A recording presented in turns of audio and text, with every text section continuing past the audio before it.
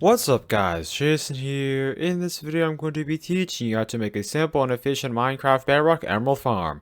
This farm works on 1.17 and all other recent versions of Minecraft Bedrock, whether you play on a phone, tablet, Xbox, PlayStation, and a Switch or PC. As you guys can see here, this farm will allow you to easily get a ton of emeralds. By the way, emeralds can be used for trading with villagers.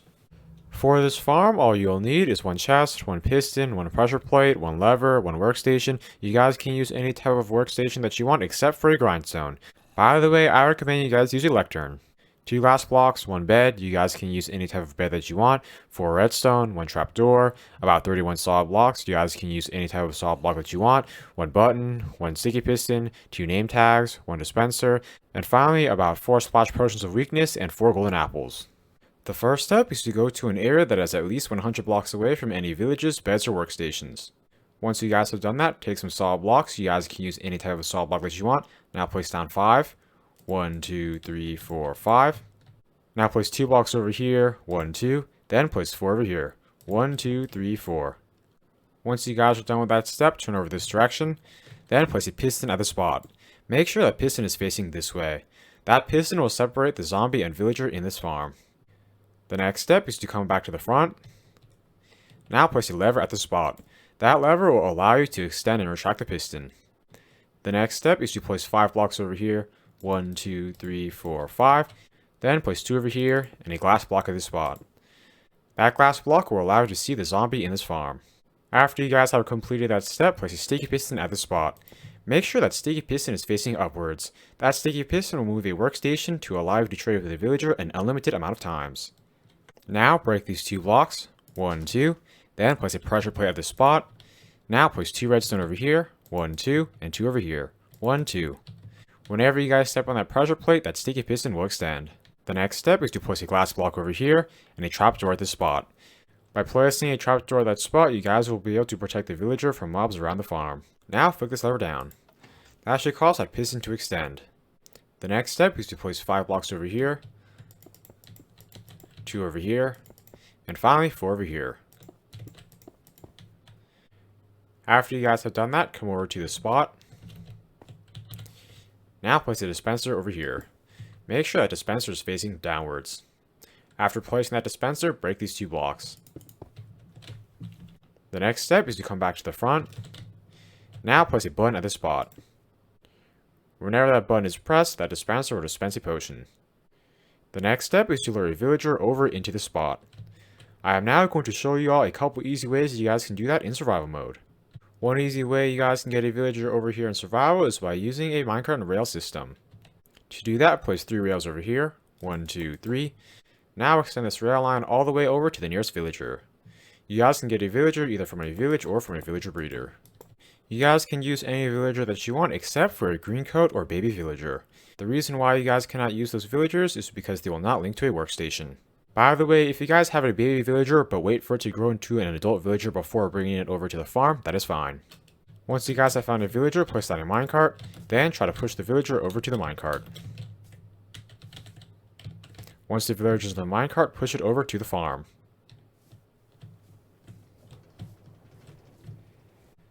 Another easy way you guys can lure a villager over to the farm is by using a boat and lead. To do this, first find a villager, then place a boat next to it. As you guys can see there, that should cause the villager to get into the boat. Once the villager is in the boat, attach a lead to the boat. As you guys can see here, this will allow you to easily pull it over towards the farm.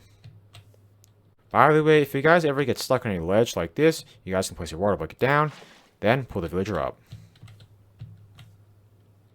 Now you can pick up the water. When using this method, don't go too fast, otherwise your lead might break.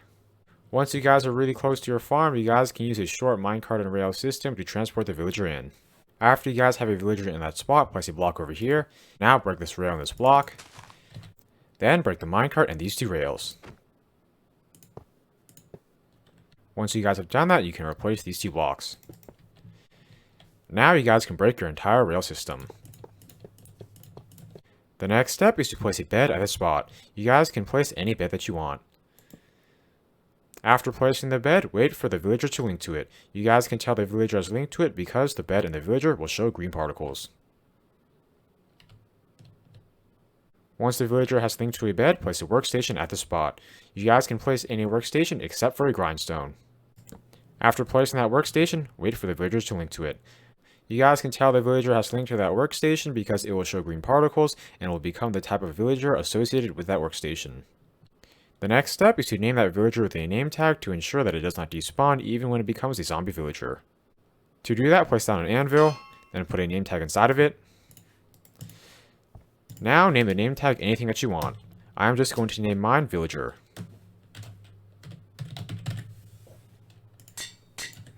After you guys have the name tag, use it on the villager. The next step is to place a block over here. Once you guys have done that, lure a zombie over into this chamber. I am now going to show you all one easy way you guys can do that in survival. To do that, first place a block over here, then place 2 blocks over here, and a block at this spot. Now place 5 rails like this.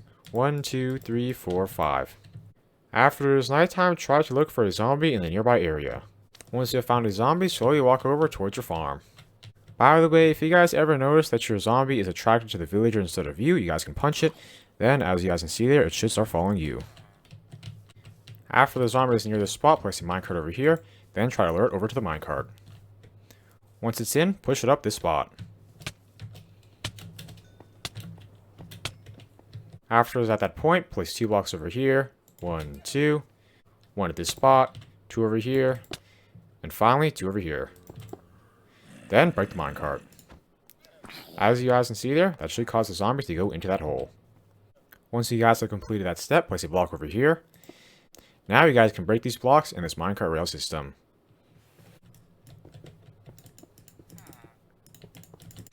The next step is to name the zombie using a name tag. That will prevent it from despawning. To do this, place down an anvil, then put a name tag inside the anvil. Now name the name tag anything you want. I am going to name mine zombie.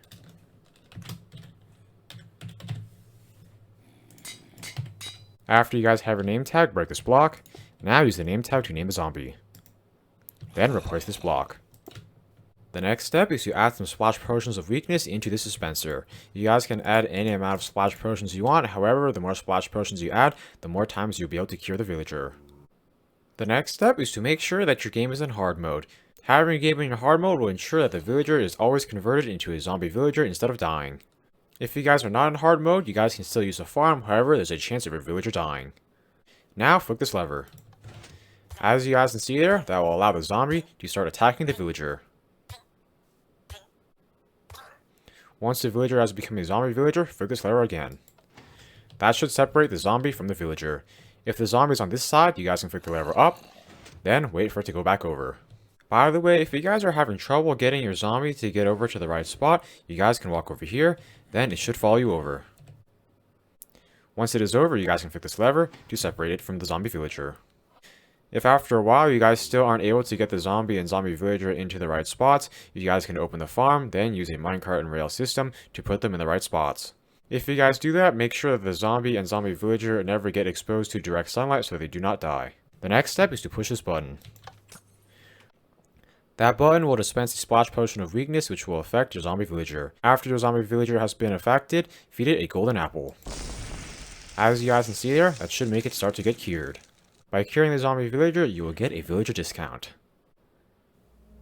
After the villager has been cured, it should give you some discounts. As you guys can see there, instead of 24 paper for an emerald, it lowers its price down to 18. In order to get even more of a discount, you guys can repeat that process. To do that, first flick this lever up. That should allow the zombie to start attacking the villager. Once the villager has become a zombie villager, flick that lever down to separate them. Now hit this button. Then feed the zombie villager a golden apple. After the zombie villager has been cured, you should get even more of a discount. You guys can keep repeating that process until you are able to trade one item for an emerald. As you guys can see here, after curing the villager about 4 times, I was able to get it down to the price of 1 paper per emerald. I am now going to show you all how to get emeralds from this farm. To use it, you're going to want to walk forward and open the villager trading menu before you hit that pressure plate. Once you guys have done that, click on the trade that you want to trade. Now, hit the trade button.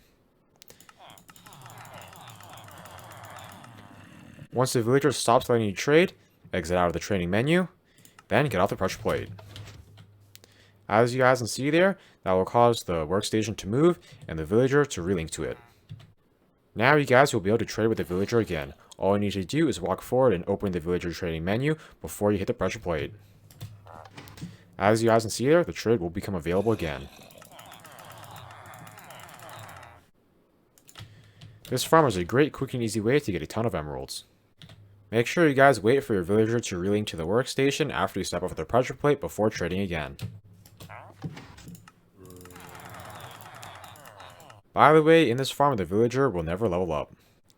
As you guys can see there, for a stack of paper I was able to get 64 emeralds. By the way, if you guys want to be able to easily get a ton of sugarcane to make paper for trading in this farm, I recommend you guys make my zero-tick sugarcane farm. A link to my zero-tick sugarcane farm tutorial will be in the description. I hope you all enjoyed learning how to make this simple and efficient Minecraft Bedrock Emerald farm. Let me know if you guys have any suggestions for what I should do in future videos. Please like, comment, subscribe, and check out my other Minecraft videos. I upload every other day. Thanks for watching!